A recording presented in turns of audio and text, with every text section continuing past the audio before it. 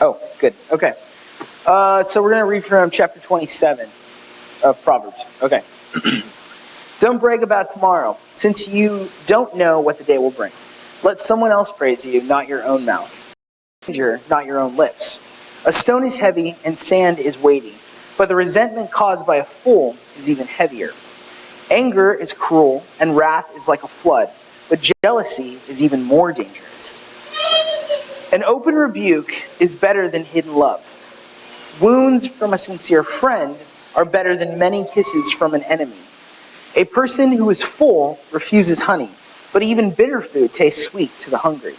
A person who strays from home is like a bird that strays from its nest. The heartfelt counsel of a friend is as sweet as perfume and incense. Never abandon a friend, either yours or your father's. When disaster strikes, you won't have to ask your brother for assistance.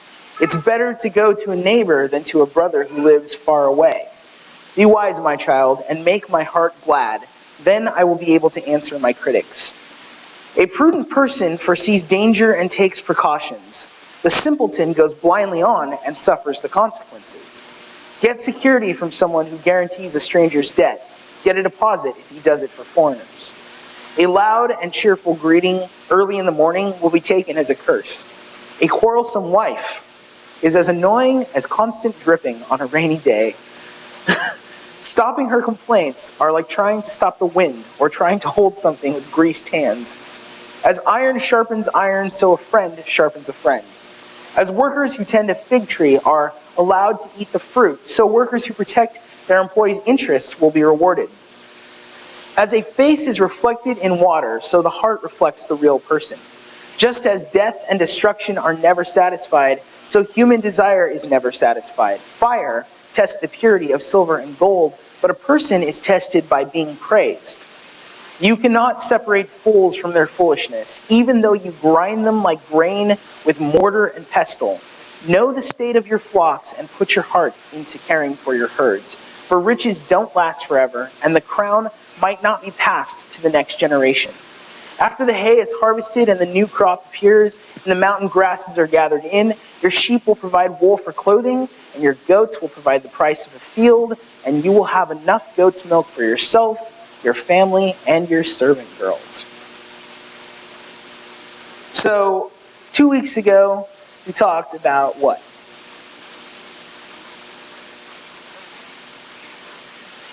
Come on, guys.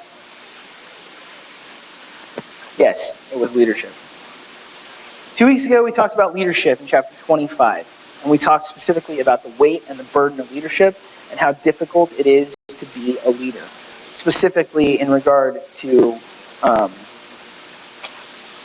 the depth of responsibility placed on a person who's in leadership. It's something that people can't really empathize with unless they're looking at it from the position of leadership. And then they would empathize with it, and they wouldn't take a leader carelessly or flippantly. Last week, we talked about like 5 different topics. And for me, it was kind of a difficult sermon to give because I had like 5 different topics floating around. It wasn't very focused on one topic, and I know that can be really difficult for you guys. So, now we're at chapter 27, and we skipped ahead to chapter 27. What do you think we're talking about?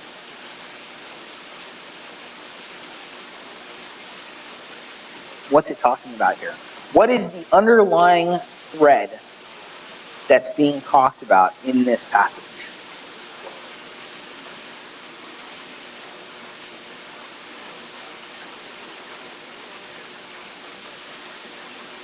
Don't brag about tomorrow, since you don't know what the day will bring. Let someone else praise you, not your own mouth. A stranger, not your own lips. A stone is heavy and sand is weighty, but the resentment caused by a fool is even heavier. Anger is cruel and wrath is like a flood, but jealousy is even more dangerous. What do you think we're going to talk about? When we talked about leadership, what was the attitude involved in leadership that brought leadership to the ground? Entitlement.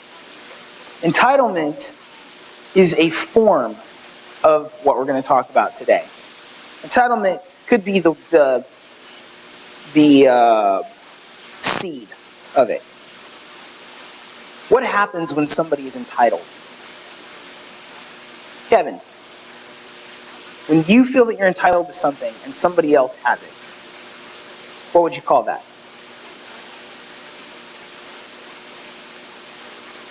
What would happen to you? How would you feel about that person?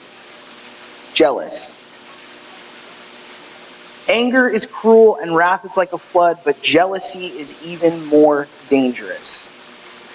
Today, we're going to talk about entitlement in terms of jealousy. And no, Kevin, I did not pick you because you have a problem with being jealous.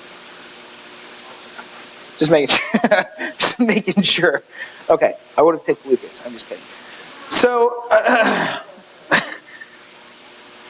when we look at being a leader, one of the things that we talked about before was this concept of entitlement.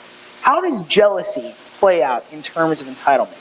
Why is jealousy important in terms of being a leader? Why is it important for a leader to understand what jealousy is and how it can affect things? Give me some ideas.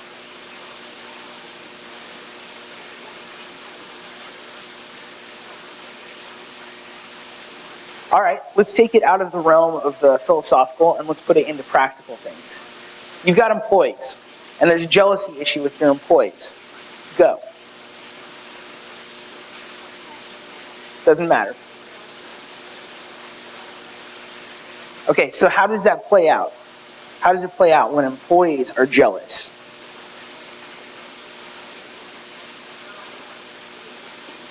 Okay, not working for the group. What was that? Start talking trash. Good. What else?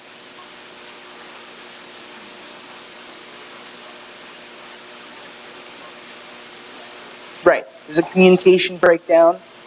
So basically, you have a single unit, and that single unit begins to dissipate because of jealousy. And we saw that earlier in chapter 25, and we actually see that here. It says, a stone is heavy. In verse 3, it says, a stone is heavy and sand is weighty, but the resentment caused by a fool is even heavier. Now, notice that this verse comes directly after verse 2. Verse 2 says, let someone else praise you, not your own mouth. What's the wisdom in that statement? Let somebody else praise you. Don't do it from yourself. Don't do it from your own mouth.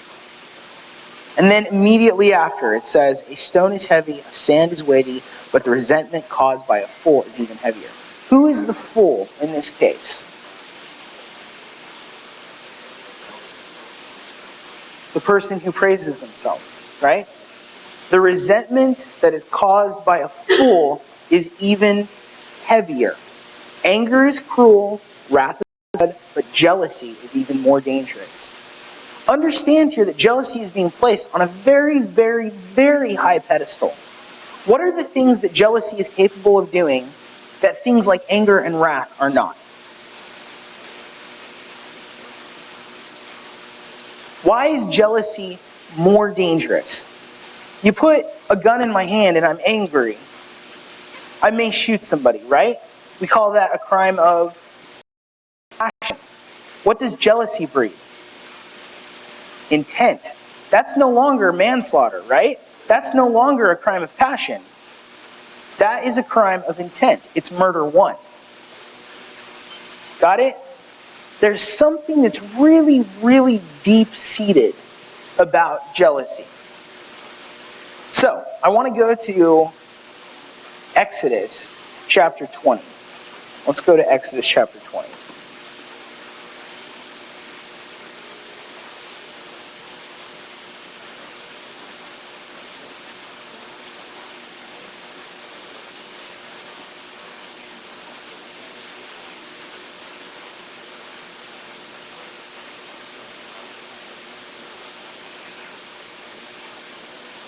Apparently I'm not online. There we go. Then God gave the people all these instructions. I am the Lord your God who rescued you from the land of Egypt, the place of your slavery. What am I reading here? The Ten Commandments, okay? I am the Lord your God who rescued you from the land of Egypt, the place of your slavery. You must not have any other God before me. You must not make for yourself an idol of any kind or an image of anything in the heavens or on the earth or in the sea. You must not bow to them or worship them, for I, the Lord your God, am a jealous God who will not tolerate your affection for any other gods.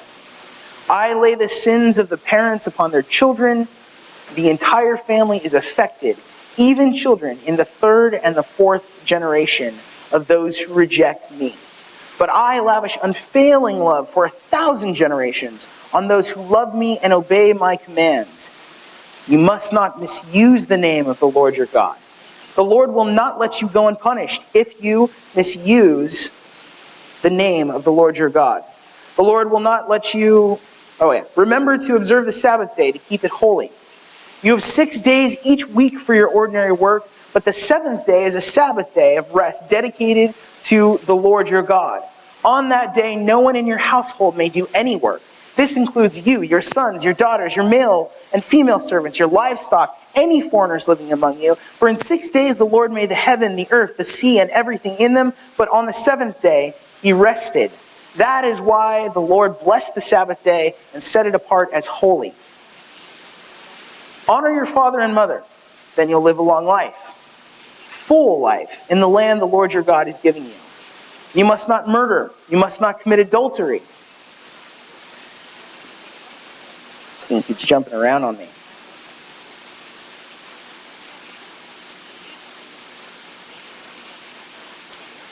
Okay, there it is.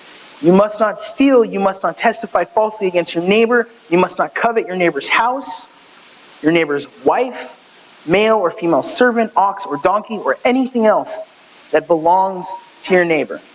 And when the people heard the thunder and the loud blast of the ram's horn, and when they saw the flashes of lightning and the smoke billowing from the mountain, they stood at a distance, trembling with fear.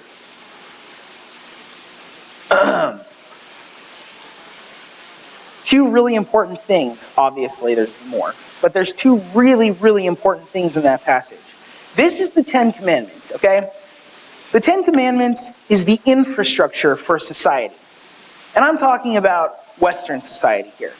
It's also the infrastructure for just straight up society. Like if you go to the Eastern cultures, for instance, the Ten Commandments are widely accepted both in Islam and in Jewish culture. It's like the top of everything, you know? It's in like our court buildings and everywhere. It is the groundwork for society. Yeah, you can talk about Hammurabi's Code and Babylon and all that stuff. But as it stands, the Ten Commandments is the infrastructure for society. And what do we find within the Ten Commandments?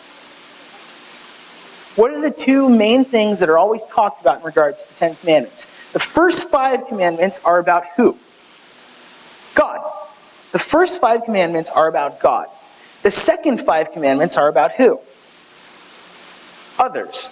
And this is why Jesus, when the Pharisees ask him, what is the greatest commandment? He says to them, there are only 2 commandments, not 10. Love God, love your neighbor. But there's something more involved in the Ten Commandments here. There's a concept, an underlying concept, and it has to do with entitlement. So what is the concept that's present? It's the very first thing talked about in the Ten Commandments. When we deal with the first 5, God sets himself up as a what? A jealous God. Now we talked about jealousy as being something that is really deep-seated and has really, really negative consequences. Right? We also talk about entitlement as being really, really deep-seated and really, really negative. But there is a caveat to that. And what would that be? What if you actually are entitled? I don't mean what if you're entitled like you have an attitude, but I mean what if you really do deserve what it is that you want? Now, all of us know better than that, right? All of us know better, well, most of us know better than to say that I deserve everything there is in the universe. Most of us, when we're being really honest, especially with our partners, our thought process is, I really don't deserve that person who loves me that way, right? And that is when you see the greatest lines in movies, for instance, when you know that that person finally broke and understands their relationship because they don't deserve how good that other person is to them. But if there is a God, he would have to be deserving of that, right? He would have to be deserving of everything. Otherwise, he wouldn't be God. Do you understand that concept? Because if God is the standard for everything, then really everything belongs to him. Everything is derivative of him. Everything is a lesser version of him. So he would be deserving of it. It's like saying, I created this character. If the character denies your existence, let's say I created Homer Simpson, okay? If Homer Simpson, sorry, I know that's really targeted. If Homer Simpson denies Matt Groening's existence, that would be offensive, right? Why? Because Matt Groening created him. He is the universe to Homer Simpson, okay? So there is a circumstance where entitlement makes sense. And that is with God. There's only one circumstance, really, where entitlement makes sense. And that is with God. So there's two things that play out there. One, if you have a God who's not entitled, then that's a lame God. If you have a God who doesn't care that people walk all over them, then that's a lame God. I mean, what would you think if Matt Groening said, I don't really care that Homer Simpson thinks I don't exist? Or has decided to call somebody else his creator? You would think that Matt Groening is stupid. Right? And that's the reality of it. Now, that's one side of it. That's a lame God. But the second reality is that God, because he's entitled, has a certain right to humanity. And when that right is put in a specific context, it gives us a responsibility. Thus, the Ten Commandments.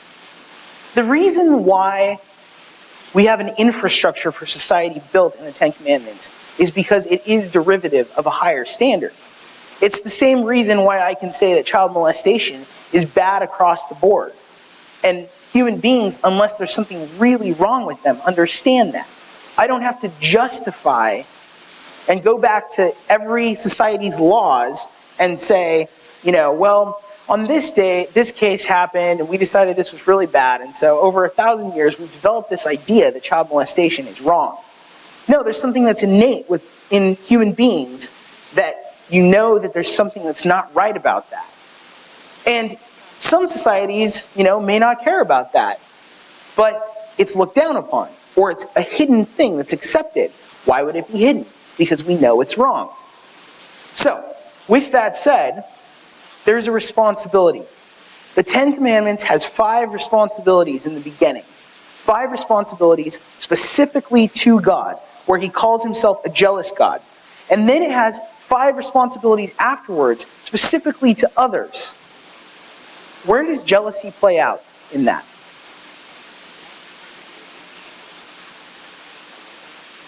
Where does jealousy play out in the last 5 commandments? Do not murder. Do not steal. Do not commit adultery. Where does this play out? Do not covet. Tell me, what is the difference between coveting and murdering and stealing, committing adultery? Tell me what the difference is. Give me something more tangible. People who murder don't have a desire? That's true, except for that's not murder. That's killing. And when we go back and we look at the Hebrew word for murder, which, forgive me, I don't have on me, but that's what you're going to find. You're going to find that term is not do not kill. It's do not murder. So, what's the difference?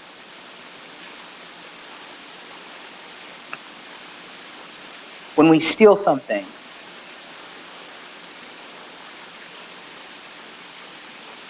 see, that's my girl. Because she knows this already. The difference between the last 5 commandments and the term covet versus everything else is that murdering and stealing and committing adultery, those all happen where? In the physical world. Where does coveting happen? In here. It's jealousy. It's in here, right? So, what happens in here makes it possible for the other 4 to be broken. Because a person who murders is entitled to the taking of another person's life, is jealous of that person's life. And I don't care whatever euphemism you want to use to make it right. For instance, Saddam Hussein should be murdered because, he's a dictator and a terrible person who's committed all these atrocities, and a 40-cent solution, with a bullet is the right way to go. I don't care whatever, Republican way you want to make it right. It is putting yourself in a position of jealousy with God. Because who is the one person who can make that statement? God, not us. So, now whether a ruler has been put in that position by God and has to make those hard decisions, I'm just thankful I'm not one of those people who has to make those decisions, and that that's not my decision to make. But with that said, I know that on a scriptural level, we're not supposed to murder, and that murder is an element built out of jealousy, built out of covetousness. So, what about stealing? Do I have to justify that stealing comes from jealousy? No. What about adultery? Do I have to justify that adultery comes from jealousy? I should hear a no. I mean, that's pretty obvious. Think about that. Think about the gravity of the concept of jealousy. And think about it in reference, not just to you as a person, but then to God. God calls himself a jealous God. He calls himself a jealous God. Are you to be jealous? Is there ever a time when it makes sense for you to be jealous? Yes. How do I justify that? I just spent the first half of my sermon talking about how jealousy is a bad thing, how God's the only person who's allowed to be entitled. How do I justify, then, that it's okay for you to be jealous at times? What is the caveat? What? Yeah. Because we're made in God's image. And so because we're made in God's image, it's okay for us to be derivative of that image. It's not okay for us to place ourselves above the line, but it's okay for us to place ourselves below the line. To understand that there's an order of submission, a pecking order. And if you're at this place in the line, it is okay for you to be jealous of things that you're entitled to. But there's a right way and a wrong way to be entitled. Now, when we go back and we look at this, the wrong way to be entitled. Don't brag about tomorrow, since you don't know what the day will bring. When I look at that, I read, don't brag about tomorrow, because you're not God. See? You don't know what the day will bring. Let someone else praise you, not your own mouth. Because you're not your own standard. What is God's name? He presents himself as I am, Yahweh. And he gives that standard because there is no other description available for him. Because up to this point, people may have described him as that thing in the mountains, or that thing that makes the world turn. But those aren't really good descriptions, right? And how could they be? Because if he's God, then those things aren't big enough to describe him. So what is the only measure he can use to describe himself? himself. I am who I am. We can't say that. Let someone else praise you, not your own mouth. When you praise yourself, what are you effectively saying? I am the standard. When somebody praises themselves, what do we sometimes hear people saying? Do you think you've arrived? Have you heard that? Like, do you think you've arrived? Don't think that you've arrived. Don't think you're a big shot. Calling yourself the standard is praising yourself. When it says, a stone is heavy and sand is weighty, but the resentment caused by a fool is even heavier. We talked about that earlier. It is a heavy thing to create a standard like that. Now, an open rebuke is better than hidden love. Wounds from a sincere friend are better than many kisses from an enemy. A person who is full refuses honey, but even bitter food tastes sweet to the hungry. A person who strays from home is like a bird that strays from its nest. The heartfelt counsel of a friend is sweet as perfume and incense. Never abandon a friend, either yours or your father's. When disaster strikes, you won't have to ask your brother for assistance. It's better to go to a neighbor than to a brother who lives far away. How does that little passage fall into this concept of being responsible with entitlement and staying away from being jealous?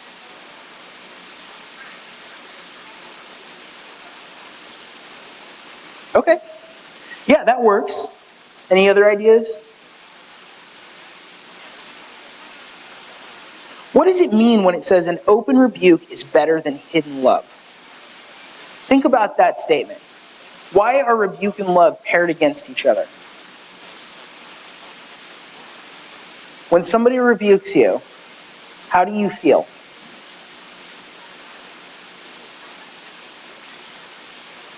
We see this time and time and time again in Proverbs. A fool does not accept criticism. An open rebuke is better than hidden love.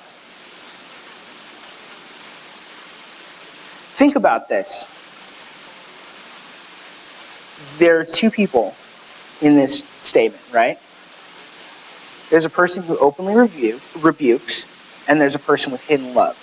Tell me about the intent of the person who is openly rebuking. Do we know that?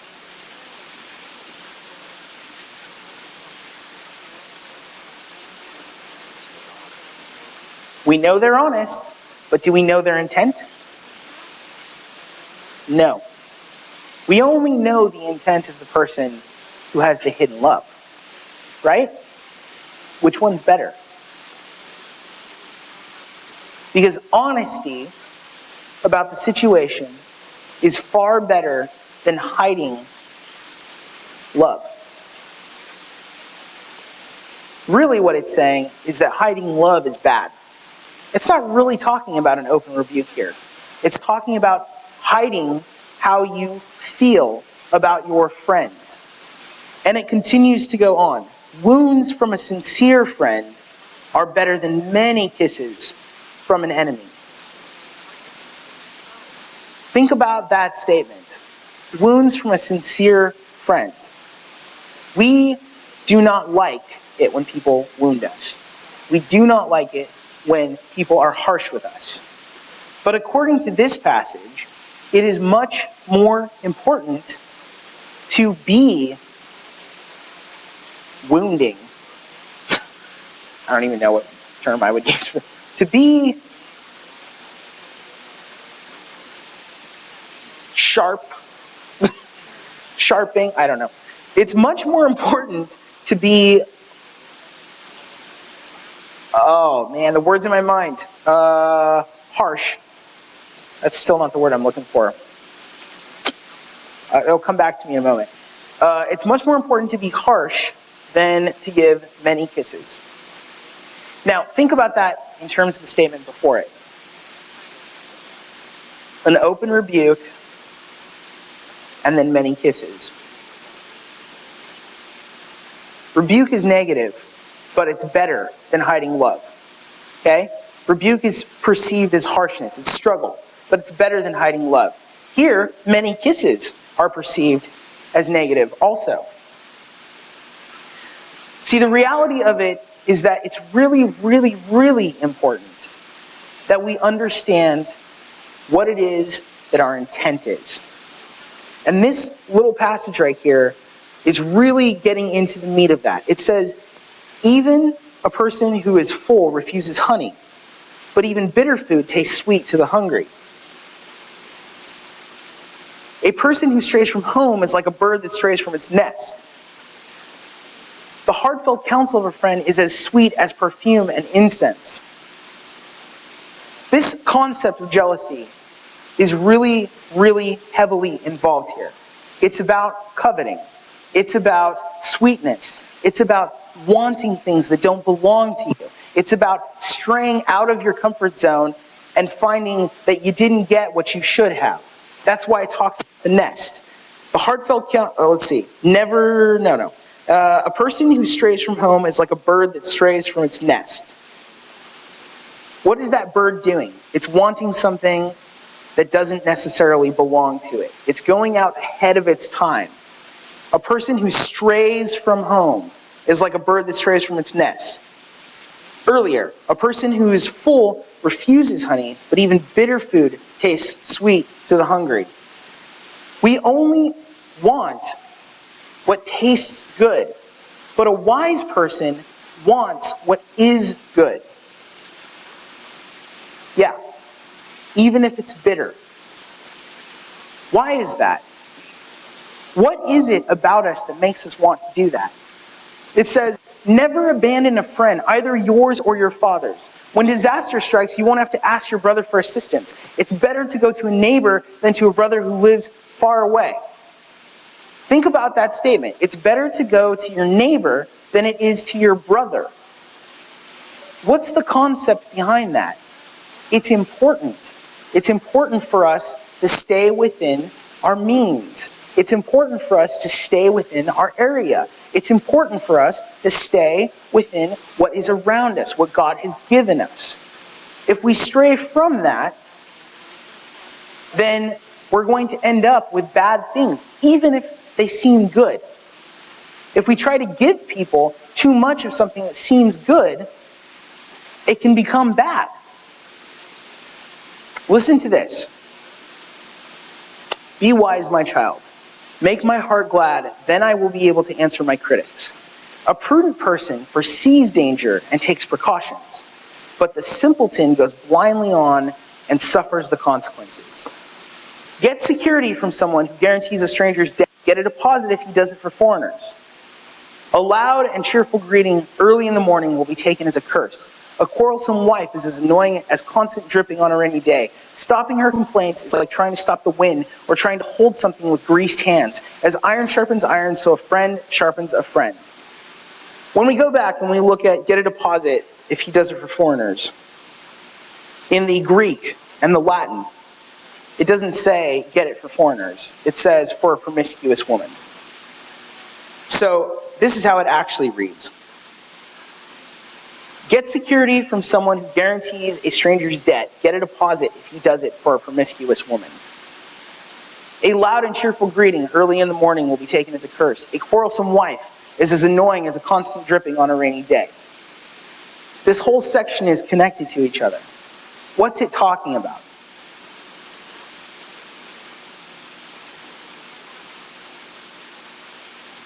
Be wise, my child, make my heart glad, then I will be able to answer my critics. A prudent person foresees danger and takes precaution. The simpleton goes blindly on and suffers the consequence. And then all of a sudden it's talking about dripping faucets. It's talking about greased up hands. What's it talking about?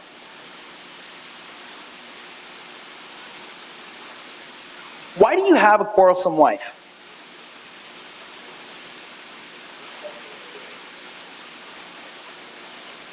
Did you hear what Rose said? It's because you chose poorly.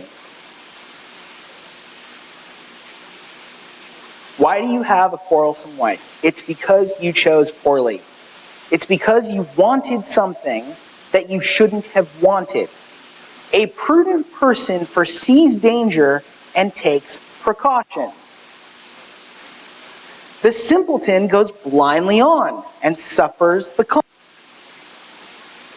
So get security from someone who guarantees that this will be okay. Make sure that you get a deposit if that person's a whore. Because a loud and cheerful greeting in the morning, that's not good. And a wife who quarrels with you is like a dripping faucet. Do you understand the connection? You cannot covet. If you covet, if you try to take something that doesn't belong to you, you can have it. And that's the problem. Think about that in terms of America. Think about it in terms of America. I was reading an article this week about Pokemon. And it was an article by, I don't know, Jerry Falwell or one of those people. And it was talking about how Pokemon is the devil. Because Pokemon sets up an infrastructure where kids are constantly trying to catch them all. Catch them all. Catch them all. Okay. Where kids are coveting. Is that what we're talking about here?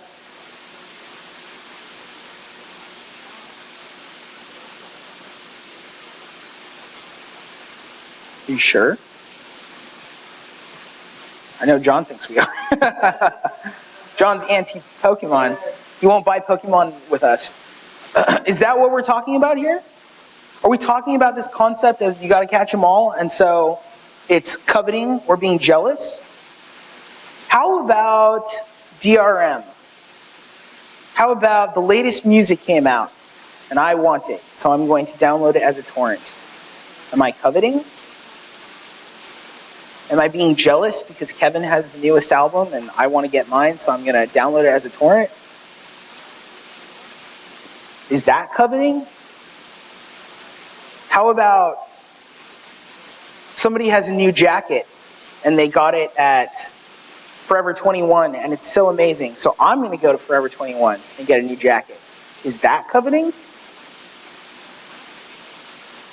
Where do we draw the line?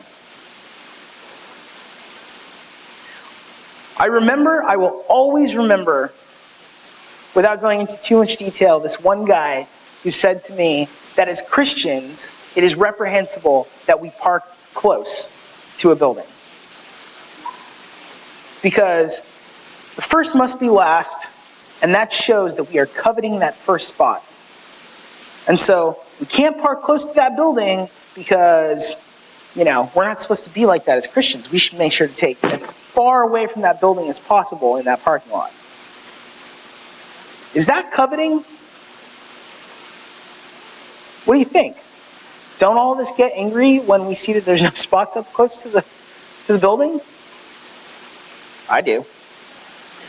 I'll be honest with you, I do. Where do we draw the line? As workers who tend a fig tree.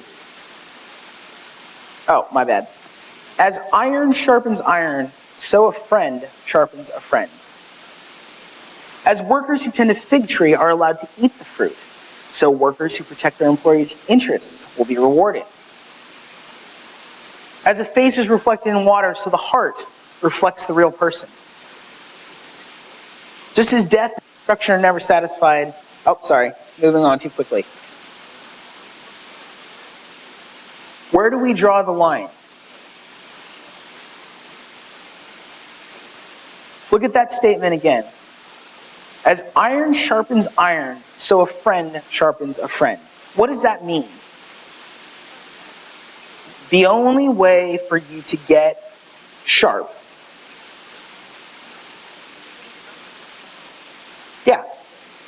it's to be balanced. It's to allow for conflict.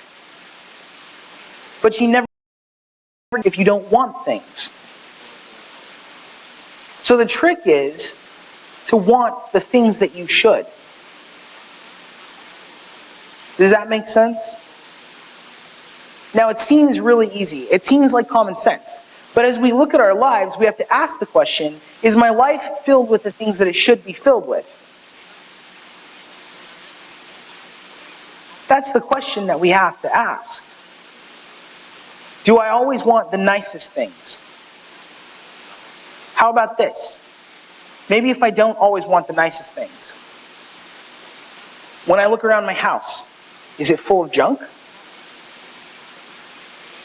When I look around my house, is it full of things that I don't use? Let's take it out of the context of that. Let's put it in the context of something more esoteric, which I know you guys love. When I look at my time, and I look at my relationships, is it filled with relationships that don't matter? Do I always need somebody to like my post? Do I have 600 friends on my Facebook account?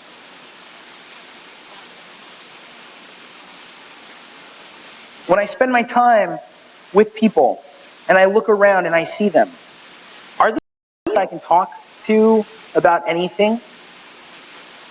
Are these people who are invested if I fail in life? Are these people who are going to care whether I live or die? And I don't mean will they show up to my funeral. I mean will it hurt them? Because the reality of it is that we don't really think in those terms. We like to say we do. All of us like to say we do. But we don't. We don't think in those terms. A good way to know that is who we invite to our weddings. A good way to know that is who we care sees our posts. A good way to know that is who we think of when we want to hang out versus who we think of when we want to talk about something that's, desperate. Do we ever think in those terms? Think about your life. Think about your life and ask yourself, do you surround yourself with people that matter? Or are you just placating people that you're in the area with? Because I went to high school with them. Or because I go to the same church. Because that's not right. That's not wise. That breeds an environment of jealousy. Why would that breed an environment of jealousy?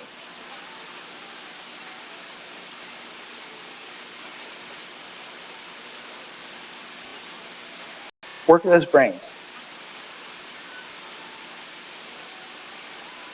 Why would that breed an environment of jealousy?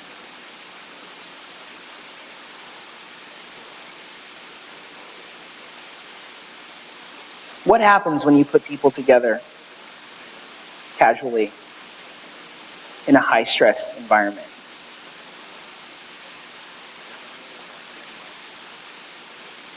What? Yeah, they destroy each other. Why is Survivor such a great show in terms of its ratings? Because you've taken these people who have no association with each other and you watch them become chaotic. Now, as human beings, what do we know should happen? Well, if we're listening to Locke and Hobbes, what would happen? Social contract theory, right?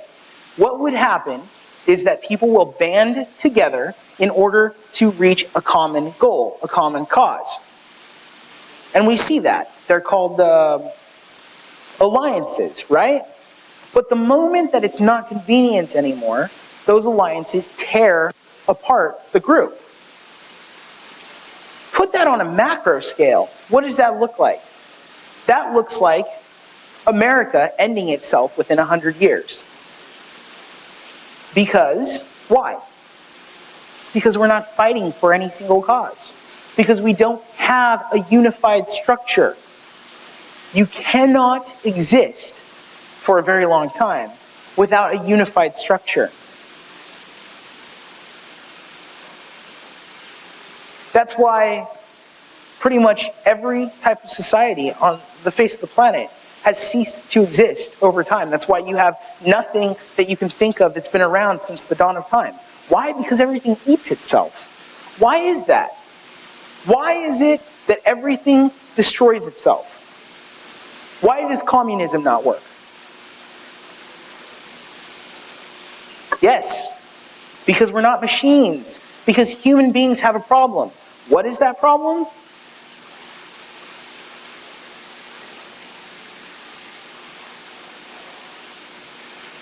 Entitlement.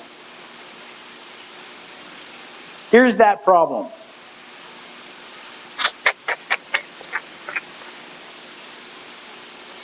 Where is that? Just as death and destruction are never satisfied, so human desire is never satisfied. That's the problem. Human desire. Human desire to have things that we don't need, to be something that we aren't, to want things that don't belong to us. The first measure of that, the first measure for putting it in the right perspective is what? How do we involve the destruction of mankind itself? How do we involve? No. How do we avoid? Yes. How do we avoid the cosmic destruction of mankind itself? I'm asking you a giant, age-old question. Buddha said that we don't avoid the destruction of mankind. We bypass it. Okay? Evolutionists say that we don't avoid the destruction of mankind. We bypass it. Eschatological, people standing on the side of the road with cardboard signs. They don't say that we avoid destruction. They say it's coming. The end. I, for one, am not willing to die that way. How do we avoid the cosmic destruction of mankind? How do we do that? It's an age-old question. Every belief system answers that question in its own way. America answers that question how?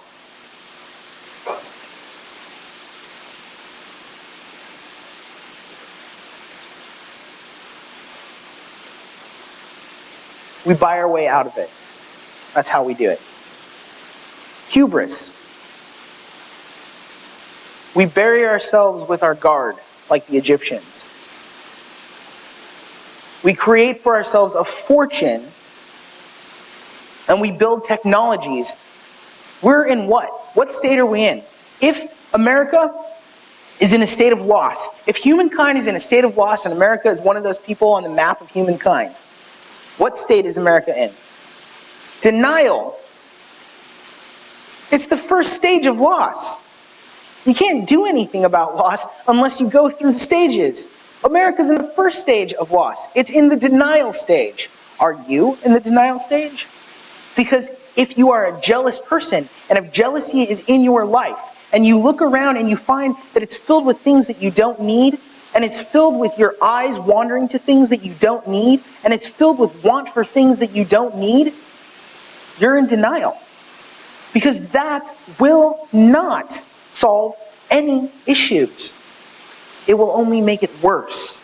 The only sure way for you to avoid that, is to come to acceptance. The only sure way for you to avoid ending that way is to come to acceptance. And there's only one belief system that comes to acceptance, that takes death and embraces it and says, I got it. I understand it. I'm guilty of it.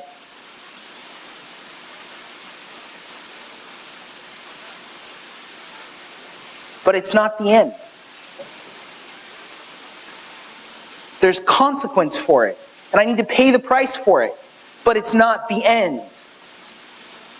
Every other belief system, whether it is pantheism, whether it is atheism, whether it is something more specific, like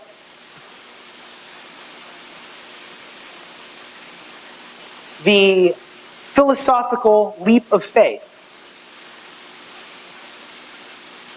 Whether it's that I need to make an irrational leap because I need to believe in something.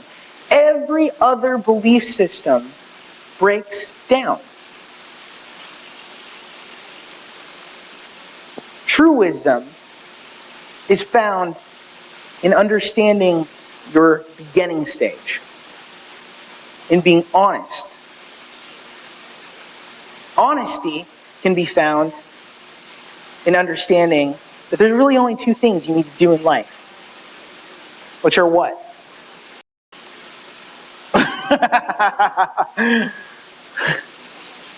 Love God and love your neighbor.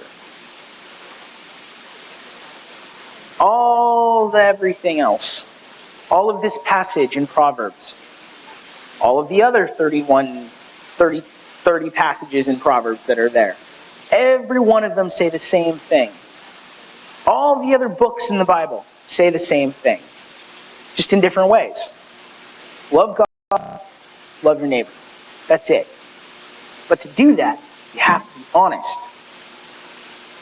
In order for you to be honest, you have to set your focus in the right place. If your focus is on everything that you can get, if your focus is on being entitled, if your focus is on making money, if your focus is on making sure that you don't die, if your focus is on all these things, they're going to get you. And that's the reality of it. You cannot separate fools from their foolishness. Even though you grind them like grain with mortar and pestle, know the state of your flocks, put your heart into caring for your herds. For riches, they don't last forever. And the crown, it may not be passed to the next generation.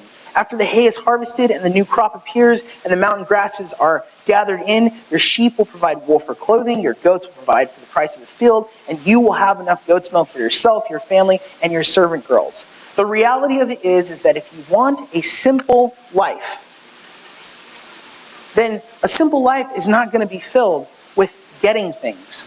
It's not going to be filled with consumerism. It's not going to be filled with having the most friends. It's not going to be filled with having the most games. It's not going to be filled with having the most money. It's not going to be filled with having, the best, most lively conversations or having the most sex. It's not going to be filled with any of those things. And don't get me wrong, those things are great. They're fun. They're nice to have. But they fade. They fade. And while they're fading, your clock is counting down. Like in that Justin Timberlake movie. Is that what it's called? Oh. While they fade, your clock is counting down. People who say they want a simple life. People who say they just want to do good. People who say, I don't want to, I don't want my life to be filled with struggle. Refocus. You want that? It's here. It's available to you. But all you have to do, which is the hardest part of all, is be honest. And that is the hardest thing for people to do. Because I don't want to say I'm a sinner. I don't want to say that I need God. I don't want to say, once I've said those things, that I need to do more than saying those things. I want to say once, I don't want to say I'm a sinner. And then after I've said that I'm a sinner, I don't want to say that he needs to teach me anything. And then after I've said that I do need to be taught things, then I don't want to say that I need to be connected to a body. And then after that, I don't want to say that I have a responsibility to that body to show up to church. And then once I've decided that, then I don't want to say that I have a responsibility to do things in that body, to work for that body to work. I don't want to take ownership. That's what life is about. I don't want to take ownership. What I want is for things to be what? Given to me. That's what our minds are on. That's what our mindset is on. That's what our heart is on. I don't want to have to think about the answer to life. I want it to be given to me. And if I don't know it, if I can't figure it out, if I have to work to figure it out, then it must not be true.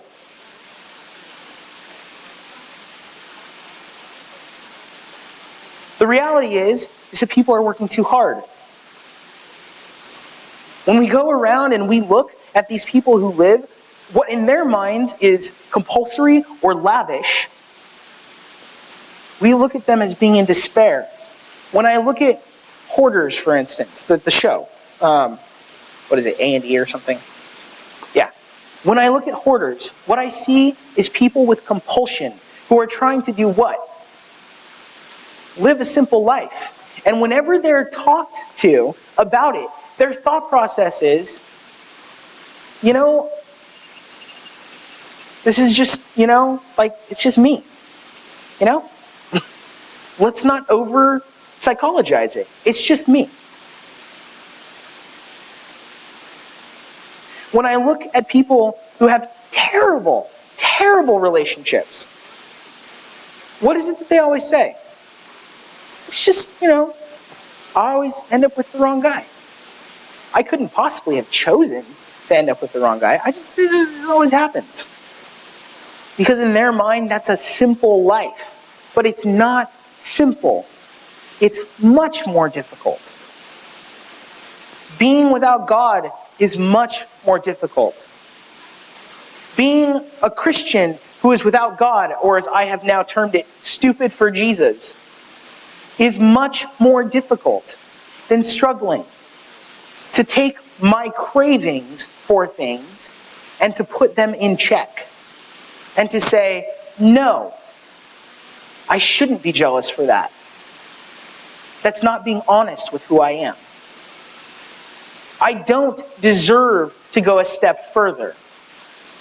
I'll take a step further if God gives it to me, but I'm not entitled to it. There's no reason that I should have to park as close to Walmart as I can. There's no reason at all.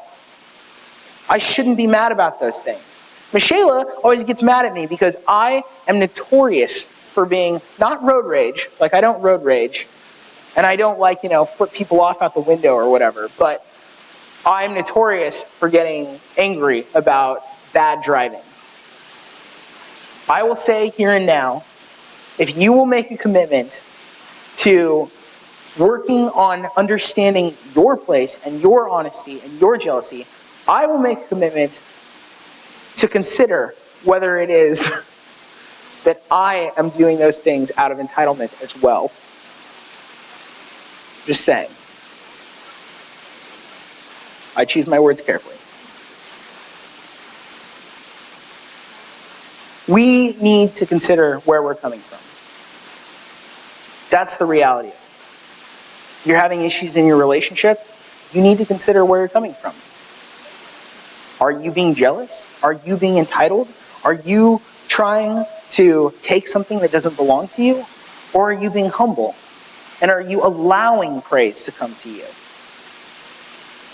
Are you getting mad because your head didn't get patted?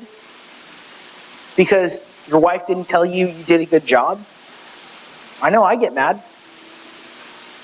Am I entitled to that? I shouldn't be. If your life is not working enough for you, you have to consider, are you being entitled?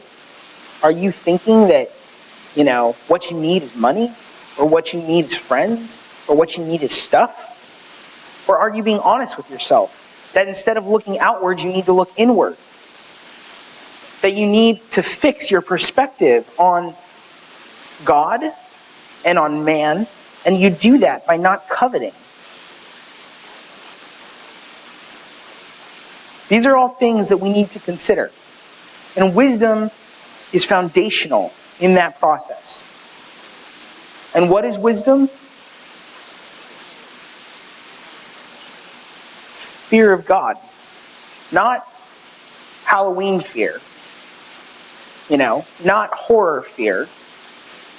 But an understanding of who God is and my place in that whole scheme of things.